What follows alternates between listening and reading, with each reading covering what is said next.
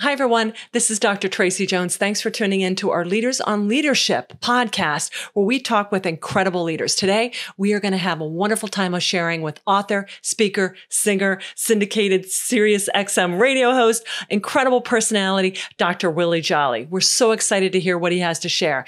If you hear a couple lag times, hang-ups in this, please bear with us on the recording. We think there were some Elon Musk space satellite panels going up, but never fear. Just keep listening and it'll clear up.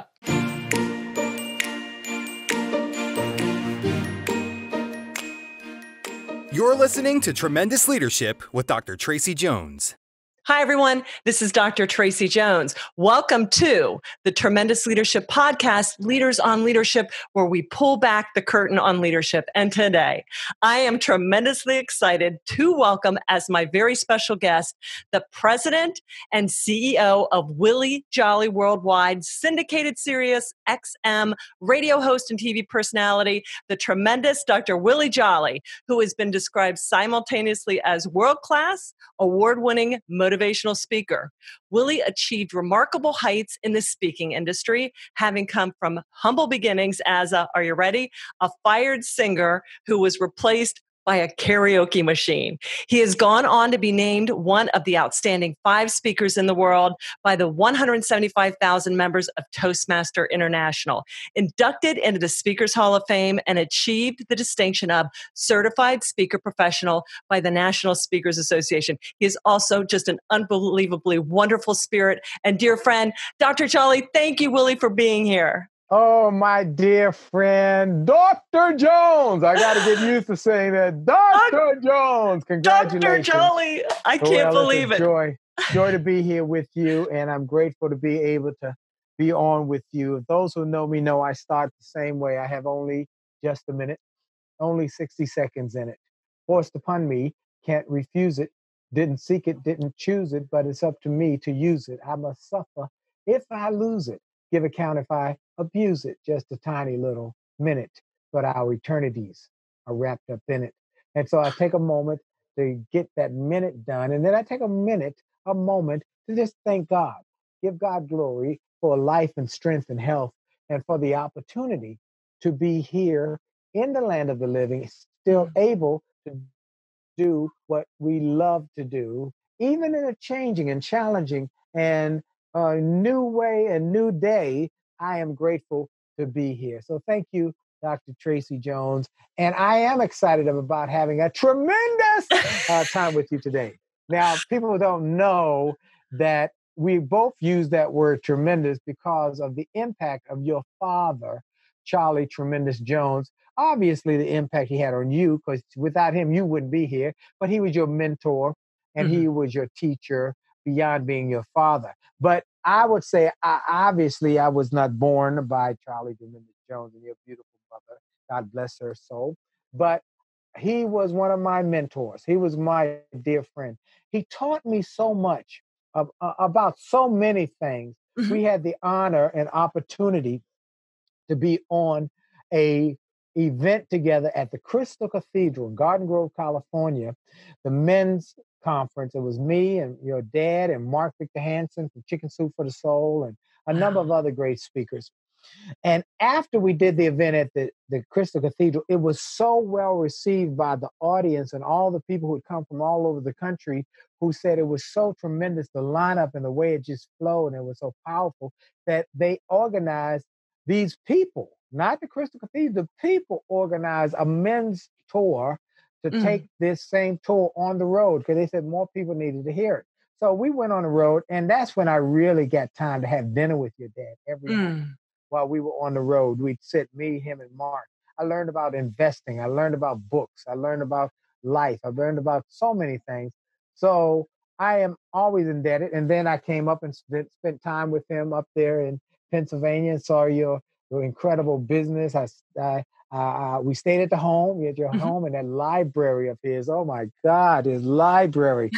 And so can I tell you a story though, before we get started? I don't know if I've ever told you this story, but I've used it and shared it. Your father didn't just teach me how to live, taught me how to die. So, as many people would know, Charlie Tremendous Jones was diagnosed with cancer, and the doctors gave him a diagnosis of about 6 months. Mhm. And he lived for 8 more years, okay, or so. I mean, he lived a long time. Things started breaking down. Mhm. He had an eye patch Mhm. on and different things. But we would go and visit him, and you would say to him, "Charlie, I'm praying for you. Don't pray for me. Don't pray for me. What you trying to do? Keep me out of heaven? Keep me away from Jesus?"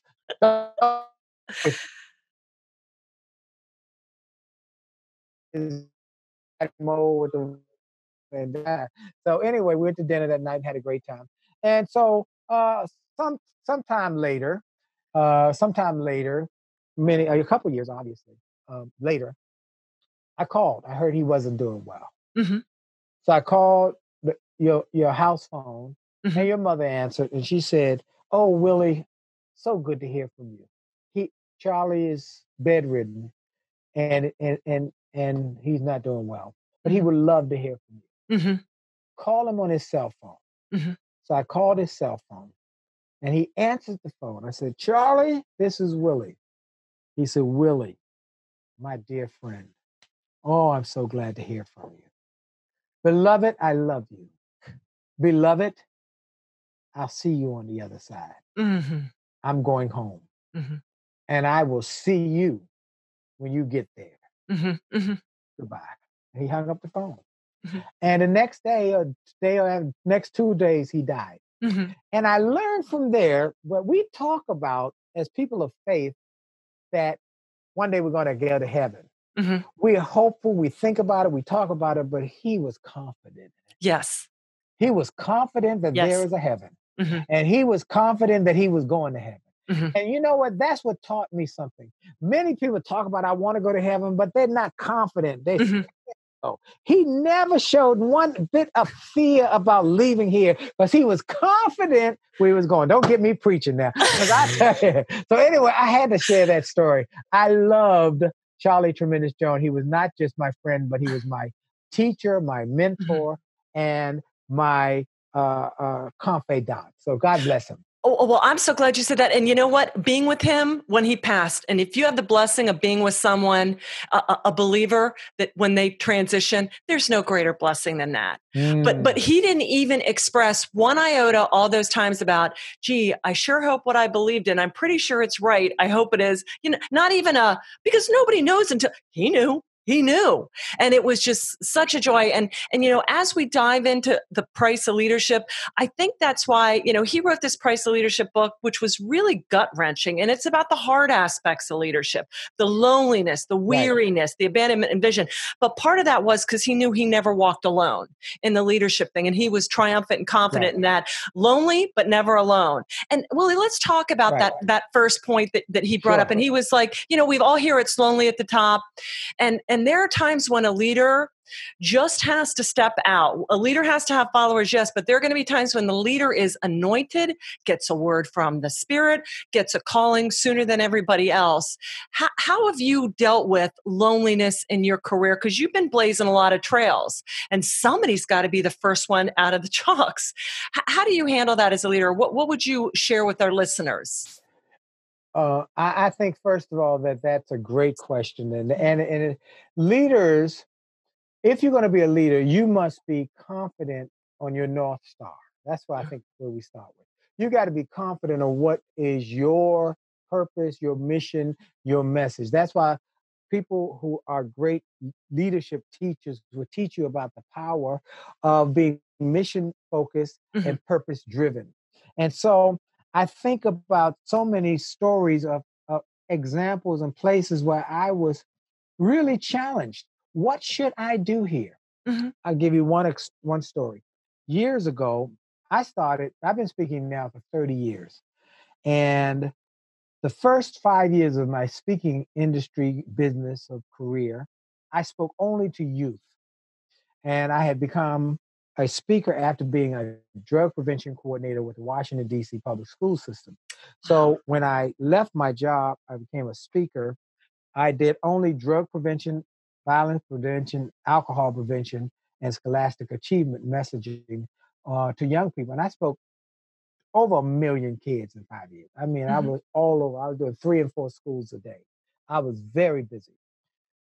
Well, one day I got a call about 5 o'clock in the evening. It was almost 5 o'clock in the evening because my assistant said, "I'm better leave," and the phone rang, and she answered it, and she said, "There's a person here on the phone from St. Louis headquarters of Budweiser who says it's a important call, and a vice president, last name Green, I'll never forget,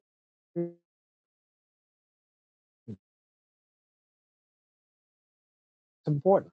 So I take the call, and this vice president gets on as a senior VP of marketing and brand imaging for Budweiser, Anheuser-Busch.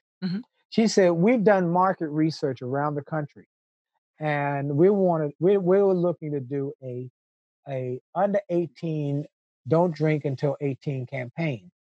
And we've done market research, and your name came up in every segment of the country as the best, the most influential speaker for young people in the country consistently." And so we would like to make you an offer. We'd like you to be our spokesperson for our underage drinking campaign to tell kids not to drink before 18. And we are willing and prepared to make you a nice offer to be our spokesperson.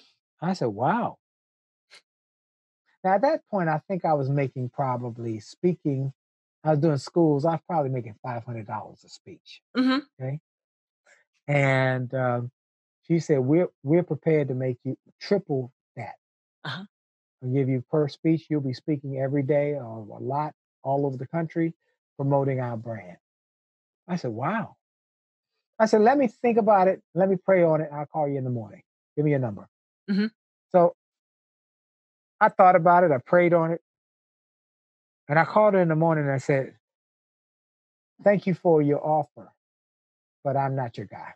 I must turn it down." Because I speak to young people and tell them not to drink at 8, 18, 28, 88, 188. Because the doorway in America is wide open for opportunity for those who are willing to work. But many people are too drunk to discover their way through that. I said, "I'm sorry, I'm not your guy," because I could not compromise. I cannot compromise that messaging. And so but I will not leave you in the lurch. There's a guy who's a friend of mine who I've already called, and his name is, I gave the name. I said, "He doesn't speak about drugs. He doesn't speak about alcohol. He speaks about self-esteem. He's very good." And I gave the name. She said, "Oh, I did see his name. It wasn't as high as yours." I said, "I would highly recommend it." And she called him. He got the contract and became their spokesman for like 10 years. Now, here's the key. When you trust your instincts and you know that you're clearly North Star and you're clearly purpose-driven and you're mission-focused, he took that, he got triple what I was making per speech. But I told you he was there 10 years. His fee never went up in 10 years. In 10 years, I was making $15,000 a speech. Right. All right. So I say that to say that God prospered me in those 10 years. Beautiful. In those 10 years, I was named one of the top 5 speakers in the world. In those 10 years, I had best-selling books. In those 10 years, I had syndicated radio. In those 10 years, I was starting to do national tours. And because I was willing to be committed to doing the right thing, leaders going to do the right thing, even if it's uncomfortable, even if it's challenging. Now, I'll give you one more thing. Now, where did I learn that? When did I learn that? We're at a time right now of great adversity. We're at a time where we've had a pandemic, we've had an economic downturn, and we're in the midst of racial strife that's been nothing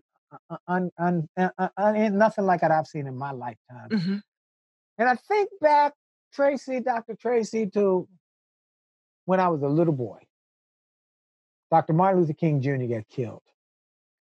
And there were riots. And there was looting. And people were upset. And they were unfocused in how they expressed their anger. So they did rioting. And I always tell when there's a riot, or protest, there are three types of people who show up. They're the protesters who are sincerely about protesting. Then Right. there are the rioters who just mad and want to burn down, tear down, do something. And then there are the looters. The looters couldn't care less about the protest. They could, all they're there is for economic opportunity. They are thieves, okay? They're Mm-hmm. thieves. And all they want to do is steal and rummage and pillage. Mm-hmm. So anyway, with my dad, the riots are ablaze. So that Thursday, King killed Friday, to see from our home the plumes of smoke in the air. My dad said, let's take a walk, boys, my brother and I. And we walked down 14th Street in Washington, D.C. We get to a giant grocery store, giant food store, grocery store, and it was being looted. But it wasn't being looted. The police have said, we throw up our hands, have at it. And once I saw the police say, have at it, I said to my dad, Dad, can we go and get some groceries? Can we go get some goodies? Can we go get some cookies and something? Right. Give it. And he said, no. I said, but that they're giving it to her. He said, no, but no one will know. He said, your integrity and your character is never for sale. Right. There's no price on that. And if you did not buy it, it's not yours. I don't care what. Right. If you did not buy it, it's not yours. No, because your character and your integrity, never compromise it. It's not for sale. I've never forgotten that lesson. That's been over 50 years. I was a little boy. Willie, that is perfect. And so your take, and this is the first leader I've heard this saying this, loneliness, when you focus on your North Star and integrity, by worldly standards, you are not going to march with the crowd of chasing the almighty dollar or, well, everybody's doing it. You are going to stand alone as a leader and not follow the mass behavior just because, well, everybody else is doing it. So that is because doing the right thing. It's about doing the right thing. Right. And it's about your principles, and your principles are not compromised. Right. I believe it's important that people make money. I believe people need to make money. And I believe as a person of faith that our giving is what supports the church, supports missions. So we've got to have income. But where does it come in my priorities? That's the key. That I was on a call the other day and someone said something about money. I said, hey, the Bible said money maketh all things well. That's good. But it must be in its priority place. God is first in my life. My family is second. My dear friends are third, and then my business and making money, economic survival and security is fourth. I don't take it out of priority, or my life gets out of balance. Right. So you leaders, the answer to that was a long answer to short question, that a leader must be committed to doing the right thing, even when you're wrong. I think, let's go back to Dr. King.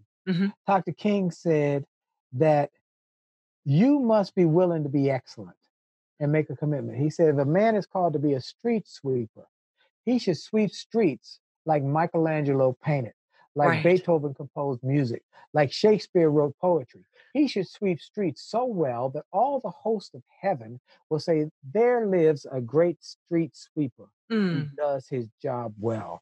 I encourage you as a leader, wherever you are, folks, that you make a commitment that you are going to make a difference, that you're going to do what you do so well that the host of heaven will say, wow, look at the commitment.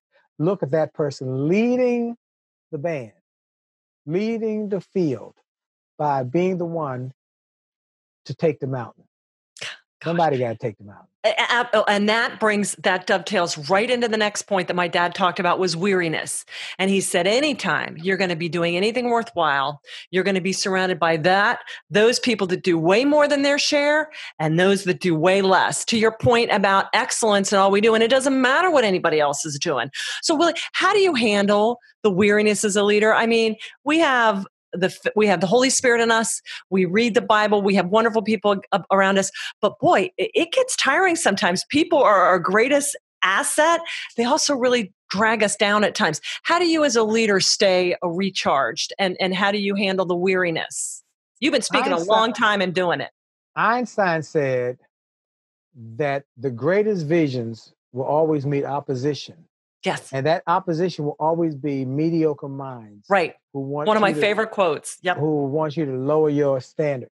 So weariness is a couple of things. A couple of things I do. One is I have some routines. Uh-huh. First routine is that every day when I wake up, I'm grateful. I open my eyes, I get another shot. I say, yo, wow, I got another one. I got another one. It's good. This is good. So I get to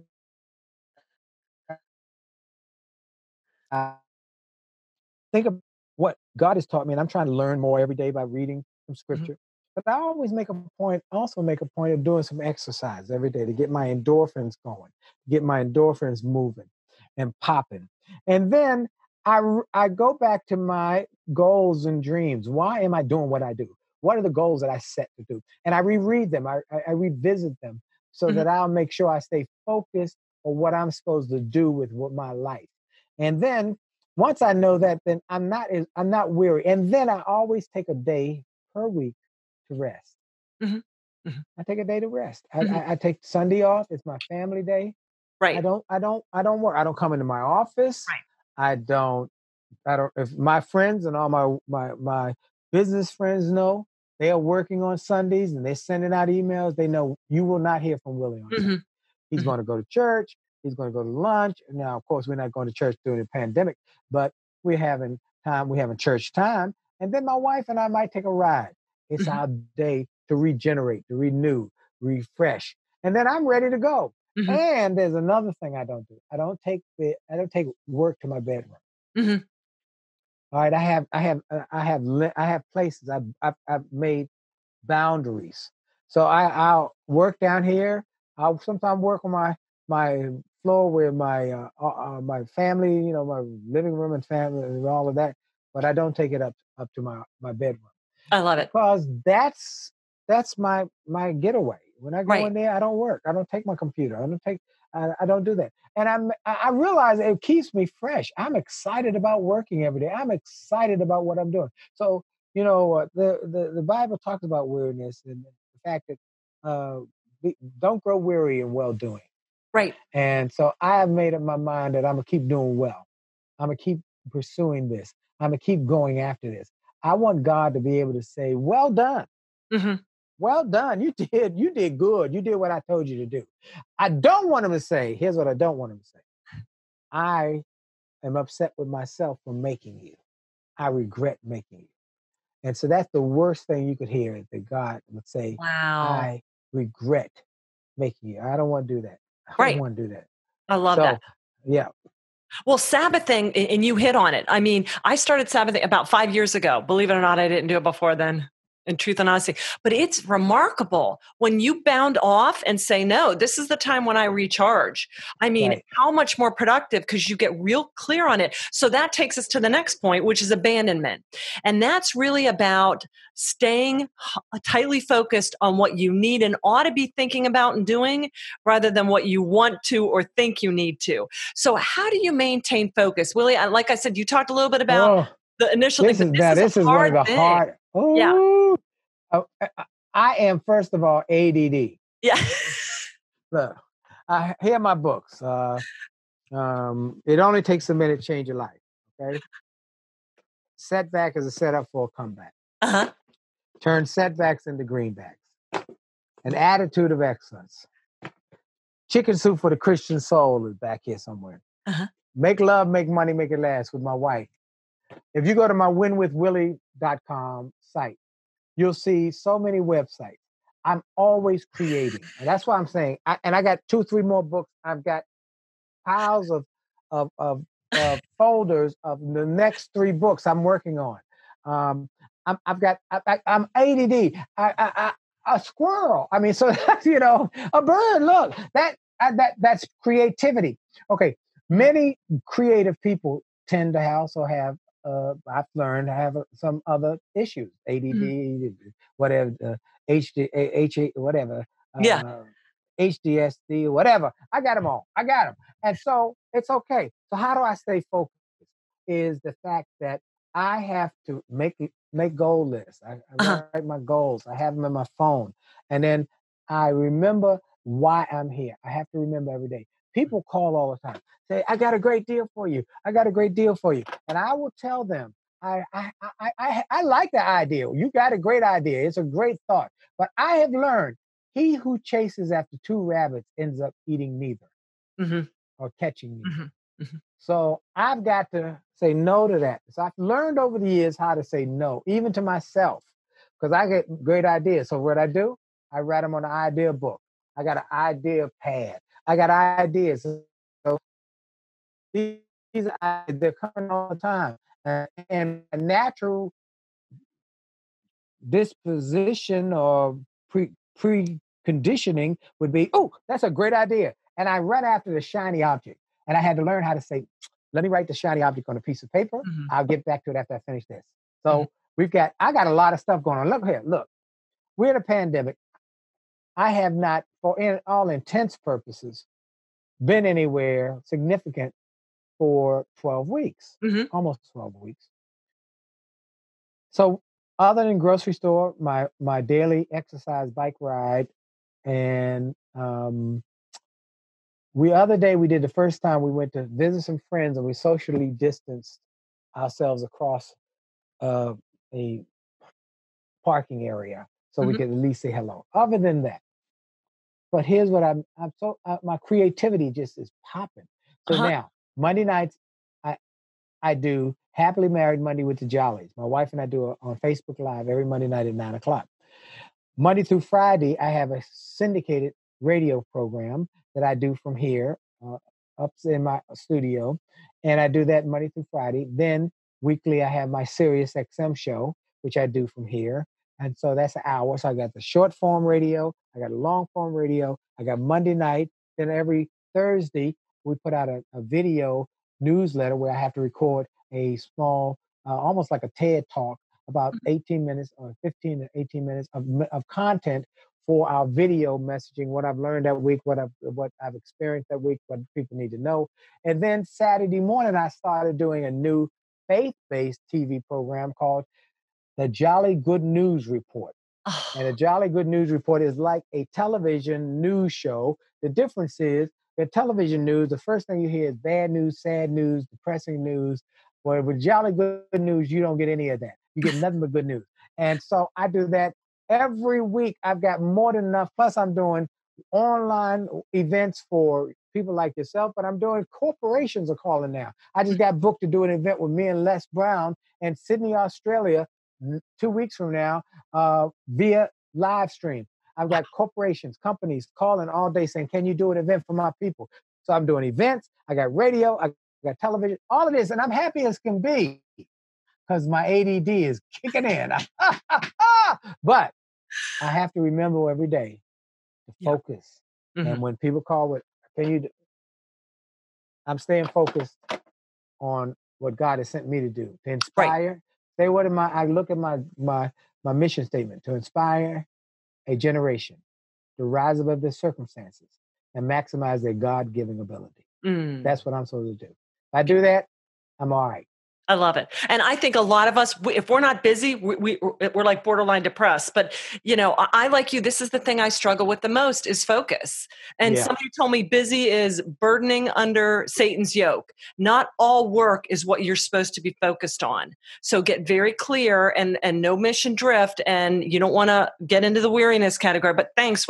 Thank you for Yeah, sharing that for me. I'm telling you, when I finish the day, I go to bed. I am done because Yeah. I have given it all. Yeah. Nothing left on the field. Okay, but I've stayed there and I know what I'm doing and I have fun doing. Yes. That's a beautiful thing. Beautiful Yeah. thing, Willie. All right. So, lastly, my dad said the last price of leadership you have to pay is vision. And his description of vision, we probably grew up thinking, oh, you got the Steve Jobs or the Oprah Winfrey's or the real, Albert Einstein. But my dad said vision is just seeing what needs to be done and doing it. So, how do you hone or grow in wisdom and vision? Well, I thank you for that question because there's two questions in one, really. Mhm. Wisdom is the primary thing, Mhm. and I pray for wisdom. Mhm. I was raising my children, and it was challenging. Uh, I prayed for wisdom, and I was building my company, and didn't know how I was going to go from that $100 a speech to even get to the 500 I talked about earlier. I prayed Right. for wisdom. During that situation with Anheuser-Busch, God, what should I do here? I told the lady I had to pray on it. I prayed for wisdom. Give me wisdom. Hmm.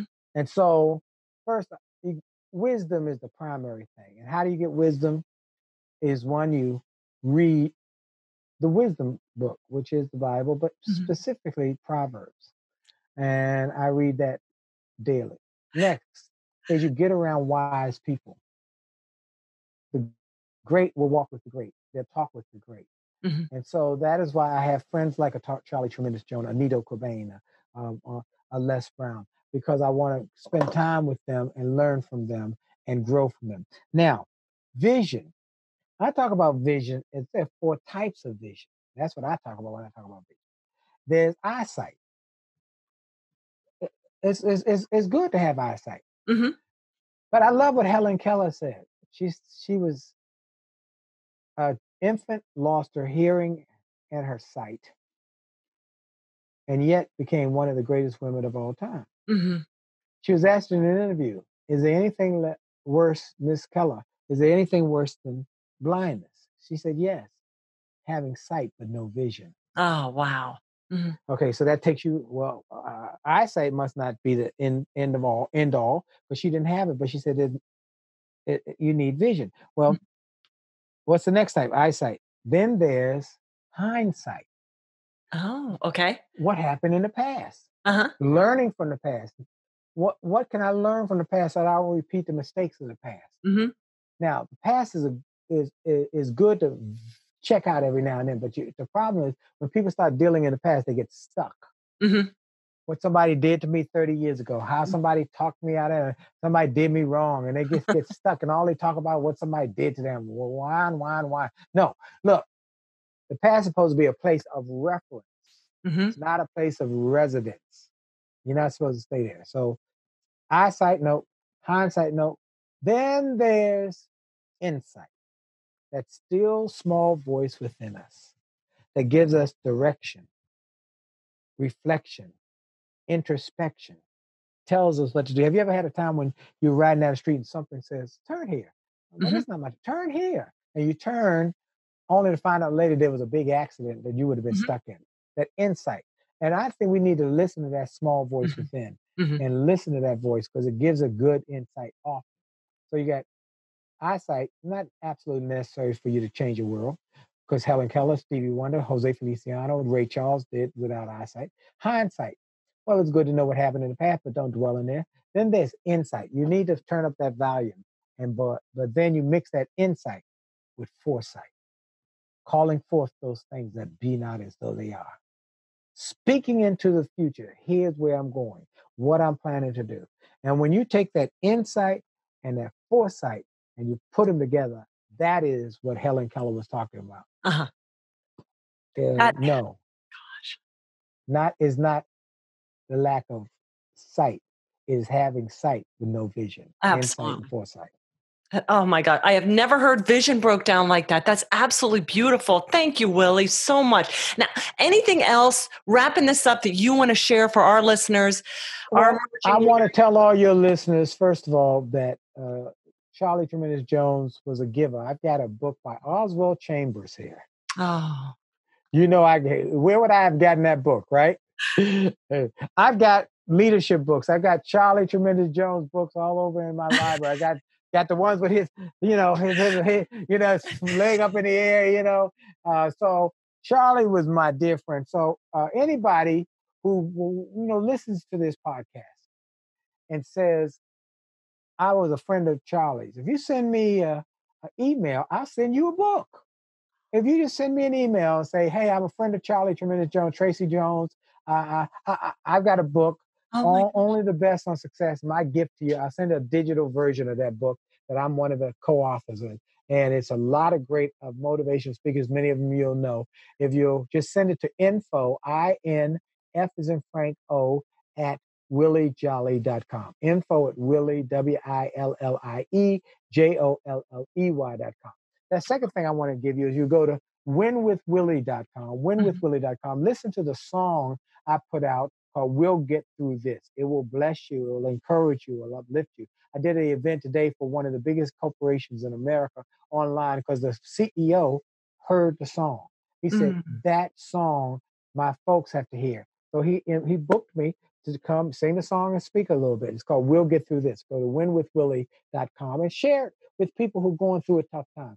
That's why I released it, to encourage people. So info@williejolly.com to get the free book. You got to put in the title, I'm a friend of Tracy Jones, and then go to winwithwillie.com and get the free music and anything else on there you see that will bless you to go at it. Oh, if you want some of my books, you can get them at wjspeaks.com, wjspeaks.com/success.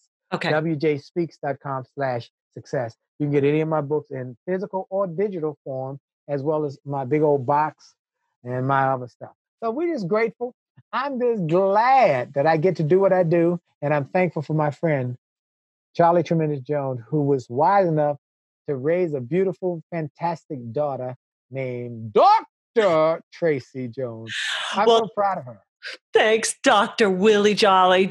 You have been look, what you're giving to our listeners, and we'll have all the links available so people can reach out to you, and you're on YouTube and I'm subscribed to his channel and all that stuff. But thank you, Willie, for your wisdom, for your blessing, for your outlook, for your sincerity, for your faith.